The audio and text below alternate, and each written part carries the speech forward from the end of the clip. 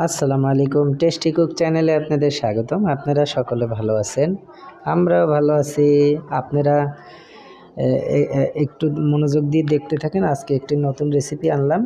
আজকের রেসিপিটি হলো পাতাকপি, বাঁধাকপি, ধনেপাতা, টমেটো দিয়ে ভর্তা। আসলে ভর্তাটি খুবই স্বাদ হয়। শীতকালে এরকম ভর্তা যদি বাসায় বানায় খাওয়া যায় তাহলে আমার মনে হয় যে অনায়াসে 2-3 প্লেট ভাত খাওয়া যায়। যারা খেতে মন চায় না তারা অনেক সময় বোরিং হয়ে যায় গোশ মাছ খেতে খেতে, তারা একটু ভর্তা ট্রাই করবে। এবং যারা ভর্তা লাভার তাদের জন্য আলাদা রেসিপি করলাম। আসলে এটি খুবই সুস্বাদু একটি খাবার। এবং এই ব্যাপারে কোনো কিছু যদি জানতে হয় আমাদের কমেন্টে জানাবেন এবং কমেন্ট করবেন। লাইক, কমেন্ট, শেয়ার, সাবস্ক্রাইব করবেন, পাশে থাকবেন, আমাদের সাপোর্ট করবেন। সকলে ভালো থাকুন। আসসালামু আলাইকুম।